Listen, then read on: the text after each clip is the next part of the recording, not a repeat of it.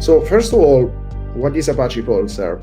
Well, Apache Pulsar is essentially like a next-gen messaging solution that was built for cloud-native environments, right? It is, to an extent, very similar to Apache Kafka, which is very popular these days. I'm sure you guys heard about it, and if not, I mean, go ahead and check it out. But essentially, the way it works in way similar to Kafka, or the main basic idea is that you produce messages and then you can have consumers which process these messages, right? And this can lend itself to like many use cases, including event-driven applications. Now, why am I talking about Pulsar in particular as opposed to Apache Kafka? Well, first of all, because it's a little bit newer, so you folks probably didn't hear too many things about it. It wouldn't be as interesting as if I was talking about something intimately. And on the other hand, the reason why I'm talking about Pulsar is because I had the chance of using it recently for a use case where Kafka really didn't, I don't know, deliver for me. And I wanted to explain the reasons why I liked it more, right? So long story short, Apache Pulsar does a couple of things better, and I'm going to show it in the code in a minute. And in particular, it has a more flexible broker approach. And this allows you to basically like handle partitions in an easier way as opposed to Apache Kafka. So let's dig into it. I'm going to show some code. So here is a very boilerplate kind of like Gradle project. I mean, I'm basically like later on, you can find the URL for the GitHub repository with all the code there. So I'm not going to go too much into it. But for people to understand it, basically, I'm using Gradle as a package manager.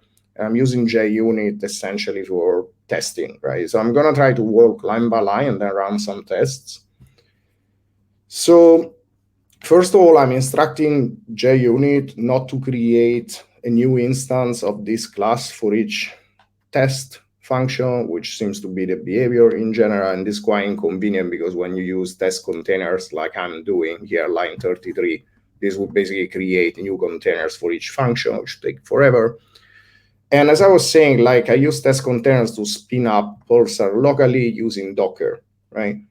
So I'm running Docker. This is my personal laptop for personal usage, so not breaching any commercial agreements. And long story short, as part of the test, I start Pulsar up, and after all the tests run, I stop it, right? So this gives me a clean slate. It doesn't even take too long to boot it, so I'll show you later. And before we got into, the weeds of what the tests do, I'm using some Kotlin functions and functionality that basically like make running this kind of test really easy.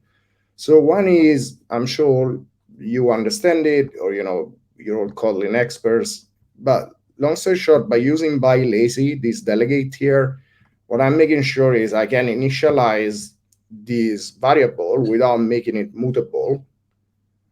And it will only be initialized lazy when I use it. So what's going to happen here is so if I start basically Pulsar container before using this Pulsar client is going to be initialized to target the address of the Pulsar container running locally, and it's going to happen atomically in one go, right? So it's quite convenient in general. Otherwise, I should have declared it like as a late init var and then like initialize it after the Pulsar container would come up. Because before you start the Pulsar container, there is no address because of how Docker networking works. And so basically you wouldn't be able to connect to it. So these debug probes here, so basically what this does, if you haven't checked it out already, you might want to look it up. But essentially, it gives you much better visibility of what's going on in terms of coroutines, if anything goes wrong, or at the end of each test. So it's like if it was a thread dump in terms of like, it will basically like log the state of all coroutines, if they're suspended or not, and so on. So let's get into it.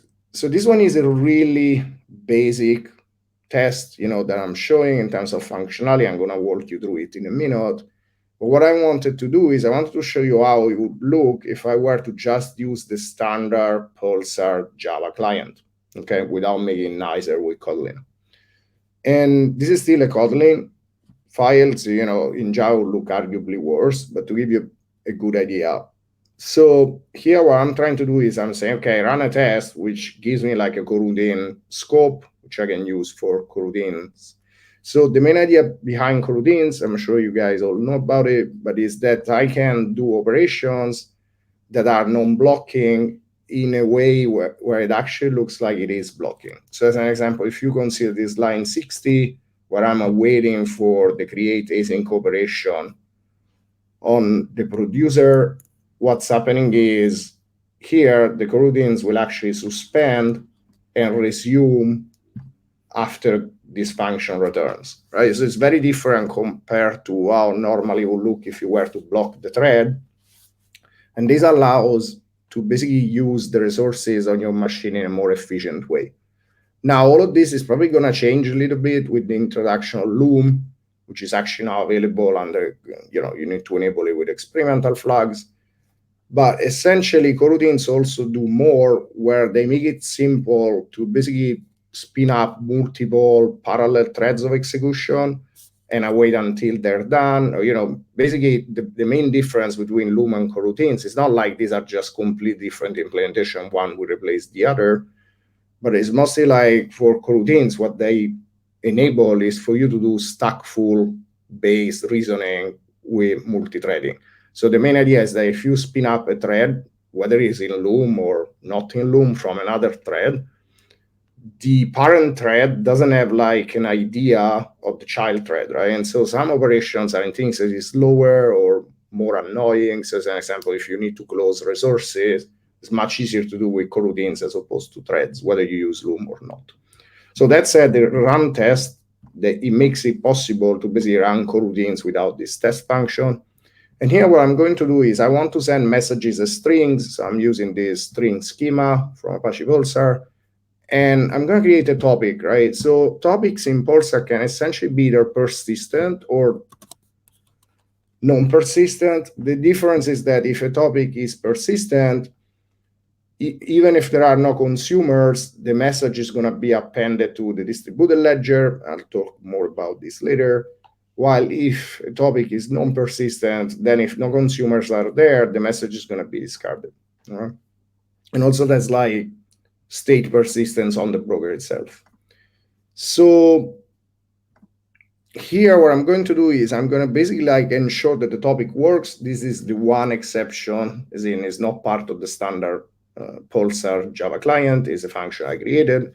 But essentially like creates the topic and it creates the schema, it registers the topic under a tenant and a namespace. This is another key difference between Kafka and Pulsar. So Pulsar is tenant aware because like it has multi-tenancy built in. So essentially what you can do if you're in a B2B2B kind of context is you can model different tenants within your Pulsar cluster, and you can basically have settings that are per tenant. So as an example, things like you could encrypt the storage of messages with keys that are per tenant, and you can create the same the same topic name across different tenants, and Pulsar handles this gracefully because basically this concept has been built in. Okay. As far as I know, last time I checked, Kafka didn't have this out of the box. So here what I'm doing is I'm creating a producer, line 60, and I'm also creating a consumer. And after that, what I'm going to do is I'm going to send a message and wait until it's been sent.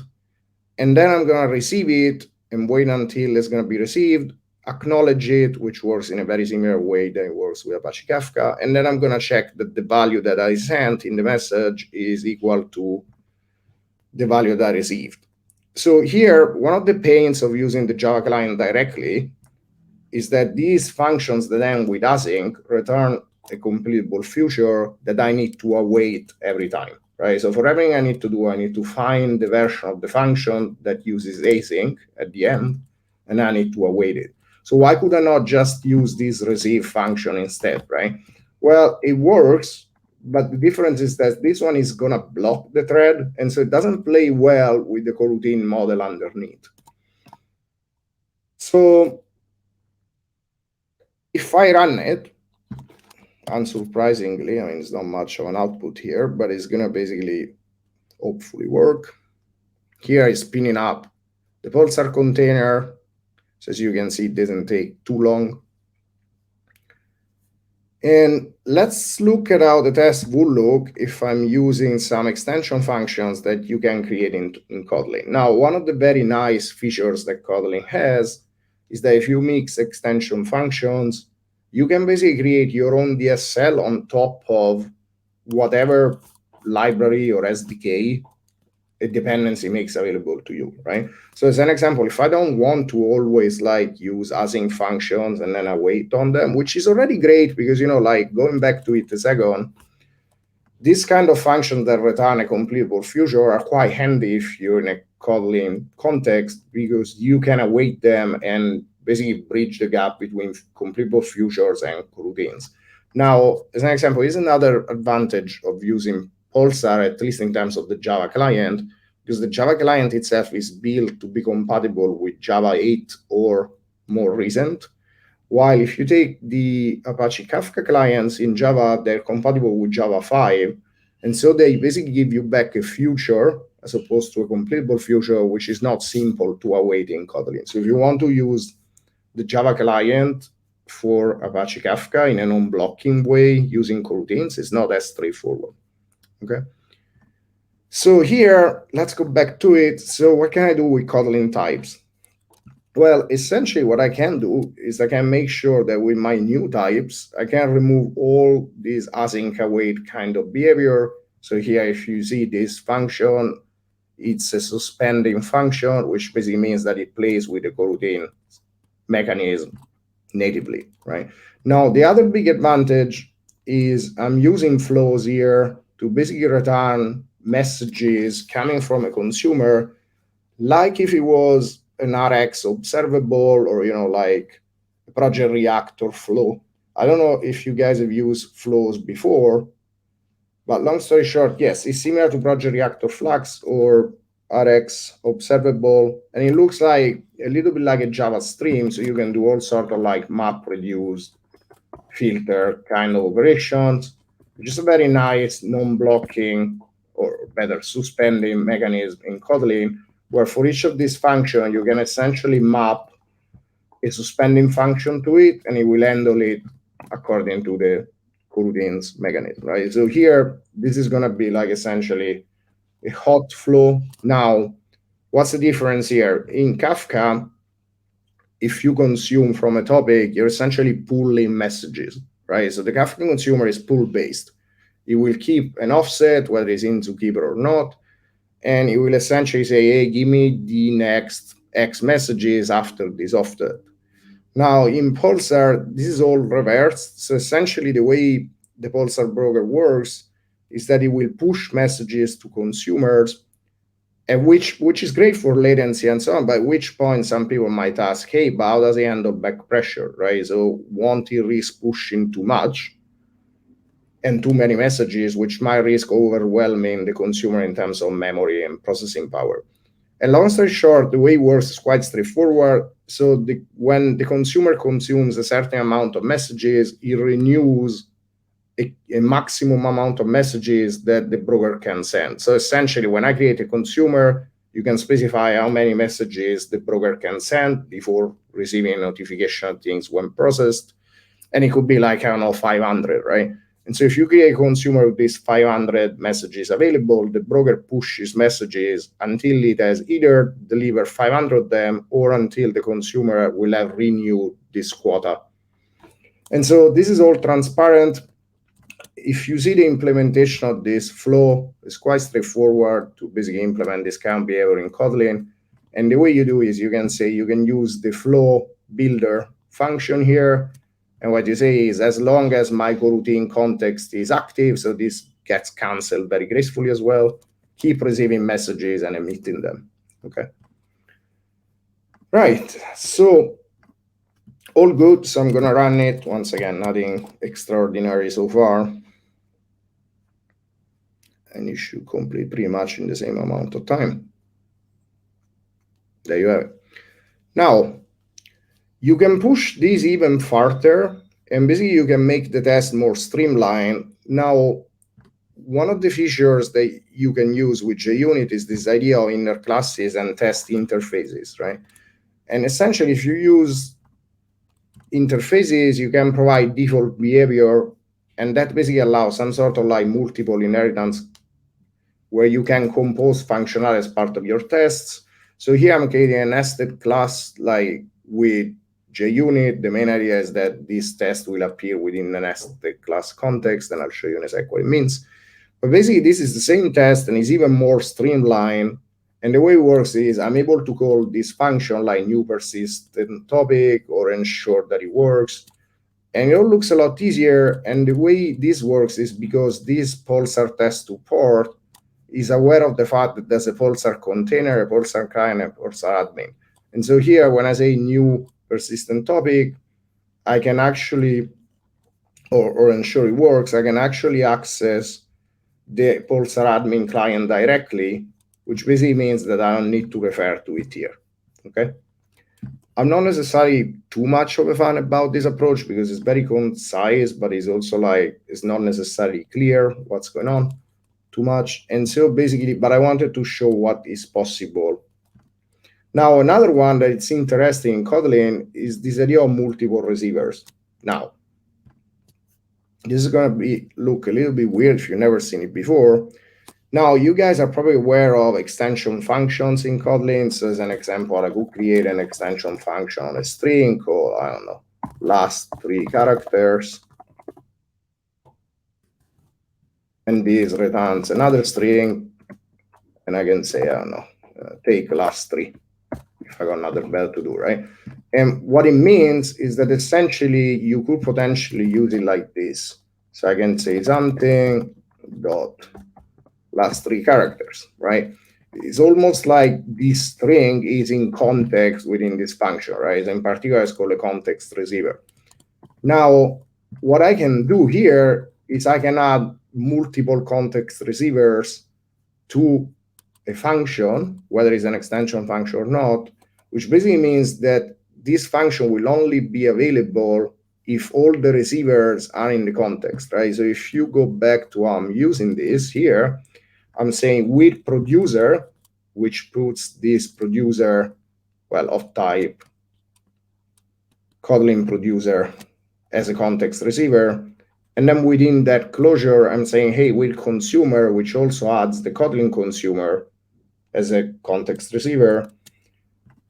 And now message dot is the type, basically this is the actual context receiver for the extension function. And so what's happening is I can call this function because these variables are in scope. Now, for a second, if I were to remove this function is not available anymore because the producer is in the scope, the consumer isn't, right?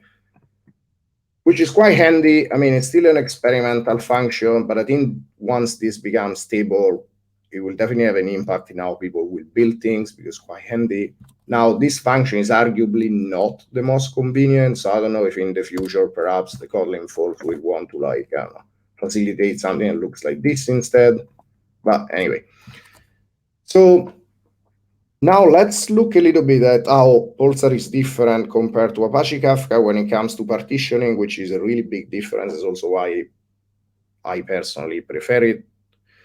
And in Apache Kafka, like if you know how things work a little bit, which is what this test shows, is the main idea is that you create a topic, and for a topic, you create a number of partitions, right? So here, when I'm creating this persistent topic, I'm also like creating a number of partitions equal to 4 on it, okay? And the way Apache Kafka works is that if you have a cluster, each broker is responsible for a number of partitions. And essentially, a partition is a log, right? So when you consume a topic partition, you're basically following a file handle, which implements a log, and this file handle exists within an Apache Kafka broker, which is part of a cluster, okay? Now, this is great because it's fast and logs are really fast to append only, you know, it's all nice, but it has some problems, which I'm going to talk about in a minute. But anyway, so imagine I create these 4 partitions on a topic. Then what I'm going to do, I'm gonna like produce some messages to a topic, and I'm also gonna create a consumer group which has two consumers. Now, this is a very common concept in Kafka, and essentially, like when you join a consumer group with multiple consumers, you will have this behavior where partitions are allocated to each consumer exclusively. So, as an example, if I have two consumers within the same consumer group and I have four partitions, one consumer will exclusively process messages that fall into two of these partitions, and the other consumer will own exclusively and process exclusively all the messages that fall into the other two partitions. Now you might ask yourself why, right? So if I'm just putting messages in a queue, why do I want this kind of behavior? Well, this kind of behavior is actually extremely useful when you want to do in-memory processing, because one of the problems with like, synchronous request or REST microservices is that if you have like, I don't know, an auto-scaling group in Kubernetes with multiple REST microservices, you have no guarantees that updates for the same business entity, I don't know, for the same user, for the same customer, for the same account, whatever it is, you have no guarantees that those updates will reach the same instance. And so the only thing that you can do in order to synchronize and make sure that you don't make mistakes is going to a database, right? So typical REST application, what you do is you say, hey, go to the database with a transaction, do some operation, come back, return the result, right? And so if two parallel operations reach two separate microservices, you will create order in terms of like what goes through by synchronizing, serializing in particular on the database. Now, if you're using Apache Kafka or Apache Pulsar, what tends to happen is if you publish those messages to a partition based on a key, so it could be, I don't know, the account ID or the user ID, and you make sure that all the updates for the same business entity reach the same partition, then you got the guarantee that these updates or events or messages will be consumed by the same consumer. And that allows you to do things like batching and flashing or in-memory processing, which are actually really powerful, and essentially like also makes the application logic much simpler. Okay, so here, if I do this, what I'm saying is, hey, I want to check that the same key doesn't appear across multiple consumers, as we discussed. So each consumer will own two partitions, and each partition will own a number of keys. And also, I want to see that basically across each consumer basically consumes multiple partitions, right? As we discussed exclusively. So I'm going to run it.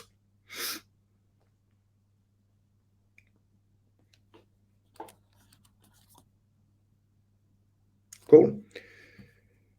So I'm still using Apache Pulsar here, but basically I'm using this subscription type called failover, which makes it behave exactly like Apache Kafka works. Now, what's the difference? Well, the difference is that while in Apache Kafka, this is the only possible behavior, in Pulsar, you can have different behaviors based on what you need, regardless of how many partitions you create.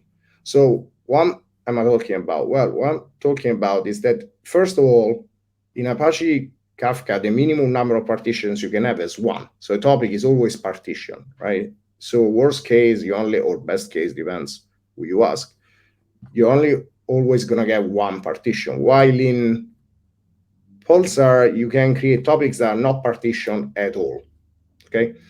And the reason why is because basically in Apache Pulsar, you can model different messaging patterns, like as an example, queues with round robin and other patterns that are not really available in Apache Kafka.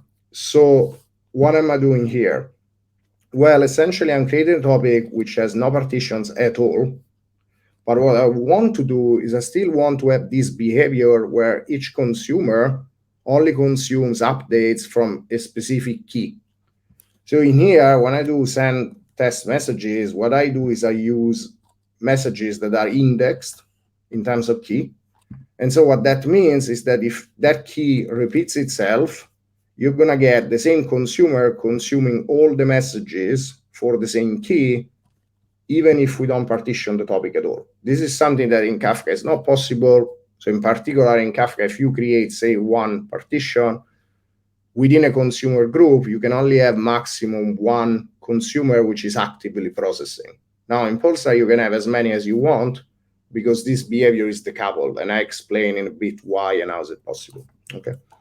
So here what I'm saying once again is I'm creating two consumers within the same consumer group. I'm using this subscription type called key shared, and this will guarantee that all the messages with the same key will be processed exclusively by one consumer or the other using consistent hashing, like if I had two partitions or any number of partitions, but without having any partitions at all.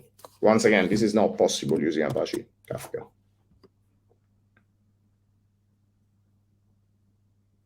And here you go. Okay.